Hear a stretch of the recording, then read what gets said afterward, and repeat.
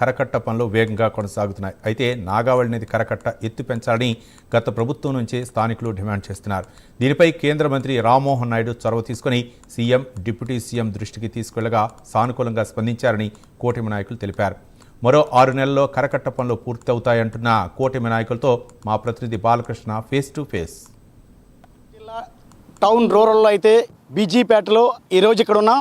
ప్రధానంగా ఏంటంటే ఈరోజు ఇక్కడ ఈ మత్స్యకారులు అయితే చాలా ఇబ్బందులు పడుతున్నారు. సర్పంచ్ గారిని అడిగి సార్ మరిన్ని వివరాలు తెలుసుకుందామా. అయితే సార్ ఇప్పుడు ఈ సమస్య మీకు ఉంది కదా మీ గ్రామానికి ఎప్పటి నుంచి సమస్య ఉంది? ఈ సమస్య అయితే ఇప్పటి నుంచి కాదండి, నేటికు ఒక 5-6 సంవత్సరాలు పెట్టండి కోతకు గురైపోవడం వల్ల గత పాలకులు ఎటువంటి స్పందన లేకపోవడం వల్ల గత నాయకులు వెళ్ళి మొరపెట్టుకున్న అస్సలు ప్రజానాయకుడు అంటే ప్రజల్లో ఉండాలనేసి స్టేజ్ల మీద ప్రగల్భాలు పలకడానికి తప్ప కానీ గనగలపేట ఒక పంచాయతీ ఉన్నది. ఆ పంచాయతీలో ప్రజలందరూ మత్స్యకారులు వల్ల పడిన ఇబ్బంది ధర్మాన ప్రసాద్కి మా ఊరు నాయకులు వైసీపీ నాయకులు వెళ్ళి మొరపెట్టుకున్నా కనీసం ఏ రోజు కూడాను మా గనగలవాటి వైపు చూడకపోగా మా బాధలన్నీ గాలి కుదిరడం జరిగింది.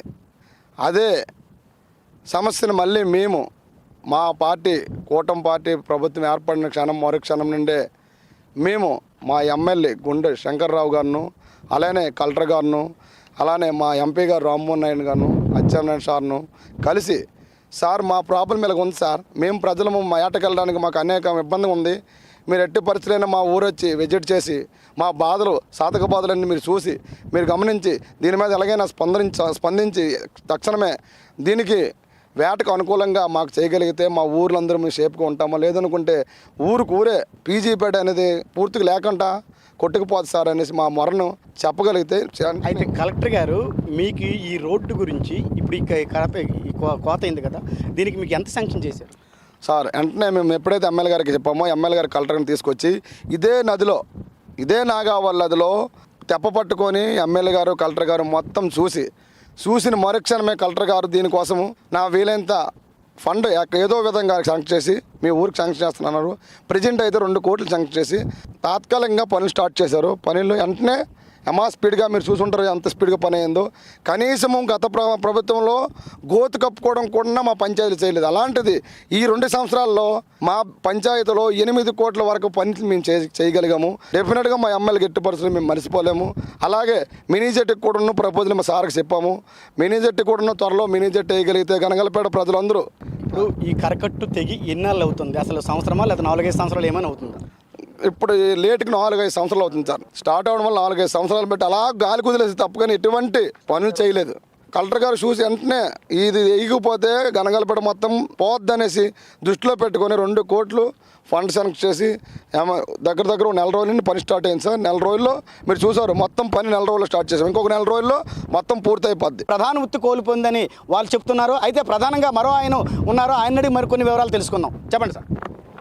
ప్రధానంగా మాకు పీజీపేట గనగలపేట గ్రామానికి ఈ ముప్పు వచ్చిన తర్వాత వెంటనే గత గవర్నమెంట్కి చాలా సందర్భంలో మేము కలడం జరిగింది. వైసీపీలతో కూడా మేము కూడా పార్టీలని పక్కన పెట్టేసి కూడా సరే మన సంస్థ ఉంది కాబట్టి మనం వెళ్ళక తప్పదనేసి ధర్మాన ప్రసాద్ గారు కూడా చాలా సందర్భాల్లో వెళ్ళి కలడం జరిగింది. ఎప్పటికీ మాకు ఒకసారైనా సరే కనీసం బీచ్కి వచ్చి పాపానికి వచ్చి ఈ ప్రాబ్లం మేము వెనక ముందు చేస్తామని ఒకరోజు కూడా మాకు సరైన భరోసా మాట దొరకలేదు. కూటమి గవర్నమెంట్కి వచ్చిన తర్వాత మేము ఒక నమ్మకం మీద ఓట్లు వేస్తాం. మా నమ్మకాన్ని పూర్తిగా వెంటనే కూటమి గవర్నమెంట్ ఏర్పడిన తర్వాత కనీసం మేము బీచ్కి రావాలంటే ఆ చీకట్లో వచ్చే 5 సంవత్సరాలు రాలిపోయిన ఈ తంబాలు ఈ శివరిని ఊరికే కిలోమీటర్న్నర మేము వస్తోడికి ఏ చీకట్లో ఏ తేలో పాములు కూడా కాలంటే పడిపోతుండే వెంబడి. రామ్మోహన్ నాయుడు అయితే చంద్రబాబు నాయుడు గారికి పవన్ కళ్యాణ్కి చెప్పడం అయితే జరిగింది.